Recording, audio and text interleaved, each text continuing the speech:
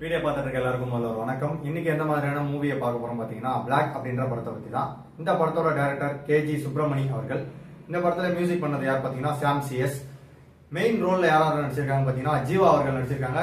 ஹீரோயினா பிரியா பவானி சங்கர், அதுக்கப்புறம் விவேக் பிரசன்னா அவர்கள் நடிச்சிருக்காங்க. இன்ஸ்பெக்டர் ரோல்ல யோக் ஜபே அவர்கள் நடிச்சிருக்காரு. இவர் ஆல்ரெடி பில்லா படத்துல ரஞ்சித் அப்படின்ற ரோல்ல நடிச்சிருக்காரு. சூது கவும் படத்துல இன்ஸ்பெக்டர் ரோல்ல நடிச்சிருக்காரு.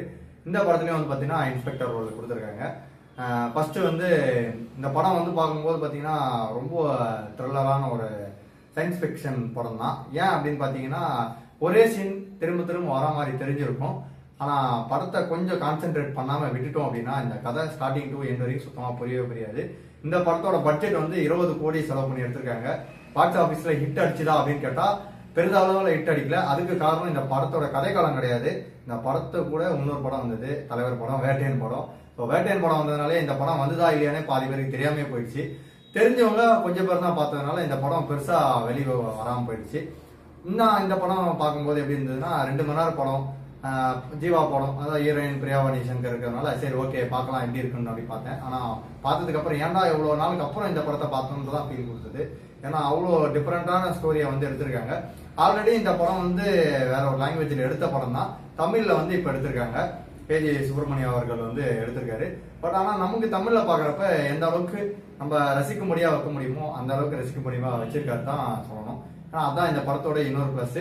அடிக்கடி திரும்ப திரும்ப ஒரு சீன் இருக்கிறதுனால குழம்பிடுமோ அப்படின்னு நிறைய இடத்துல யோசிச்சேன். பட் ஆனா படத்தை நம்ம குழப்பாம எவ்வளவு தெளிவாகவும் சிம்பிளாகவும் சூப்பராகவும் கொடுக்க முடியுமோ அவ்வளவு அழகாவும் சிம்பிளாவும் சூப்பராகவும் கொடுத்திருக்காங்க இந்த படக்குழுவினர். அதுக்கப்புறம் ஜீவா அவர்களோட ஆக்டிங்கும் சரி, பிரியா பவானி சங்கரோட ஆக்டிங்கும் சரி, அதுக்கப்புறம் அவரோட ஃப்ரெண்டா விவேக் பிரசன்னா வர சீனும் சரி, அது எல்லாமே ட்விஸ்ட் அண்ட் டர்ன்ஸா இருக்கிறதுனால நமக்கு இன்ட்ரெஸ்ட்டை கொடுத்துட்டே இருக்கு.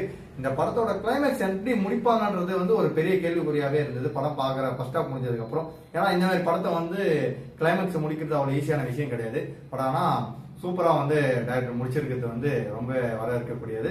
அதனால இந்த படத்தை தாராளமாக பாருங்க. 5க்கு 4 மதிப்பெண் இந்த படத்துக்கு தரேன். 2 மணி நேரம் தான் படம். பட்ஜெட் 20 கோடி போட்டிருந்தாலும் பாக்ஸ் ஆபீஸ்ல நிறைய கலெக்ஷன் தான் பாத்தீங்கன்னா கிட்டத்தட்ட 12 கோடி தான் கலெக்ஷன் வந்த மாதிரி இன்டர்நெட்ல இருக்கு. பட் ஓகே தான், படம் அருமையா இருக்கும். 2 மணி நேரம் சயின்ஸ் ஃபிக்ஷன், அதுல சூப்பர் மூன் அப்படின்ட்டு ஒரு விஷயத்த சொல்லியிருப்பாங்க. அதை நான் இப்ப ரிவீல் பண்ண விரும்பல. இந்த படத்தை எப்படி பண்ணிருப்பாங்க பாத்தீங்கன்னா நார்மலா எல்லாரும் இருக்கிற இடத்த இல்லாம ஹீரோவும் ஹீரோயினும் தனியா டைம் ஸ்பெண்ட் பண்ணணும்னு நினைப்பாங்க. அதுக்காக அவங்க ஆல்ரெடி ஒரு வீடை வாங்கியிருப்பாங்க. அந்த வீட்டுல இருக்கணும் 3-4 டேஸ் அப்படின்னு நினைச்சுதான் போறாங்க.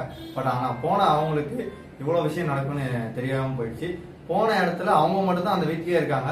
டோட்டலா அங்க கிட்டத்தட்ட ஒரு 500 வீடு கிட்ட இருக்கிற மாதிரி காமிக்கிறாங்க. பட் ஆனா இவங்க ஒருத்தர் மட்டும் தான் அந்த வீட்டுல இருக்கிறாங்க.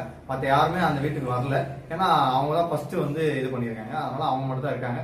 3-4 டேஸ் தானே தனியா ஸ்பெண்ட் பண்றதும் நல்லா இருக்கும்னு சொல்லிட்டு வராங்க. பட் ஆனா அவங்க எதிர்பார்க்காத பல விஷயங்கள் அங்க நடக்கிறது அவங்களுக்கே ஆச்சரியத்தை கொடுக்குது. கடைசியில கிளைமேக்ஸை செமையா முடிச்சதுனால இந்த படமும் சூப்பரா இருந்ததுன்னு சொல்றேன். ஸோ மறக்காம மிஸ் பண்ணாம போய் பாருங்க. பிளாக் மூவி, கேஜி சுப்பிரமணியன் டைரக்ஷன்ல சாம் சிஎஸ் மியூசிக்ல வந்த படம். என்ஜாய் பண்ணுங்க. இந்த மாதிரி அடுத்த ரிவ்யூல உங்களை சந்திக்கும் வரை உங்களிடம் விடைபெறுவது உங்கள் மணிகான்.